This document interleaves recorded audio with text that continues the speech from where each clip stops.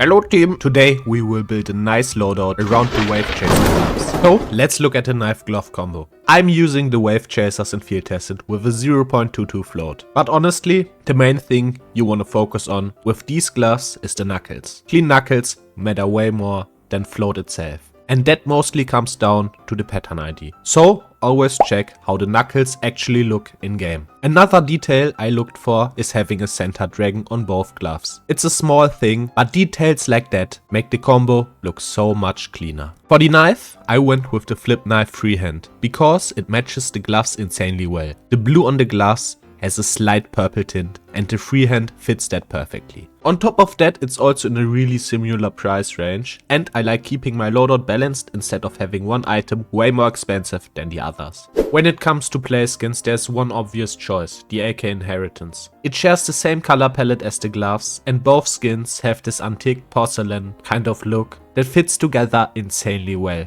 The best thing about this skin is that it barely scratches. This one I used is field tested.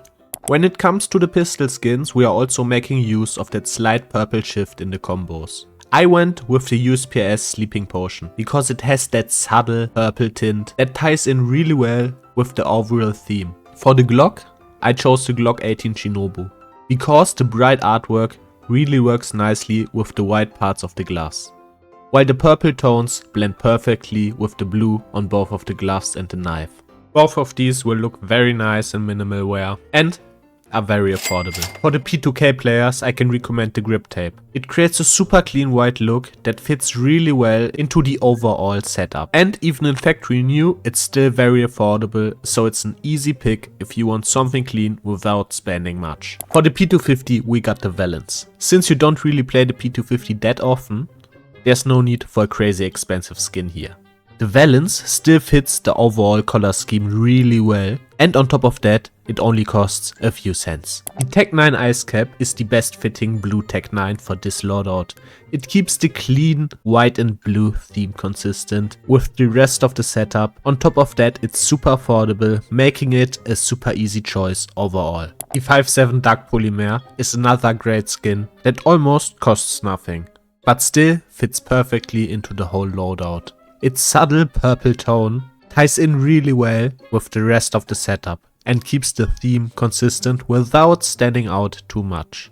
The Desert Eagle Firebreathing is also a perfect budget pick for this loadout. It features purple and blue flames that tie in really well with the rest of the theme, keeping the overall color scheme consistent while still looking clean in game. The MP9 Cobalt Paisley is another very budget friendly skin, but it still fits the loadout perfectly. The white and blue color scheme matches the gloves and knife really well, keeping everything consistent without having to spend much on an MP9. For the T side, the Mag 10 Snow Splash is a perfect pick. It's basically almost free, and you can easily find white heavy pattern that looks super clean with the gloves. For the MP7 we are going with the Fade. I'm a big fan of the high fade pattern in particular, since these have a very nice high percentage of purple. Even though factory new can get pretty expensive, you can grab it in minimal wear for way less. And it still looks like this. And if you're looking for a P90 skin, the P90 Deathgaze is a very nice choice. Moving on to the rifles, the M4A4 of choice is the Temukao. It has a clean blue and white color scheme that fits perfectly into the rest of the loadout. It blends really well with the gloves and overall theme, keeping everything consistent and visually balanced. But if you're not a fan of the Temukao or it's a bit too expensive, you can also go with the M4A4 Desolate Space. It still works really well as a budget-friendly alternative and keeps a nice visual flow with the rest of the loadout. For the M4A1S, you can go with the Vaporwave if you got the budget. It really fits well with the overall theme and stands out as a premium option. If you're looking for something more budget-friendly, the Black Lotus or Solitude are great alternatives, both still matching the loadout nicely while keeping costs much lower. For the AK, as I said, it's pretty obvious.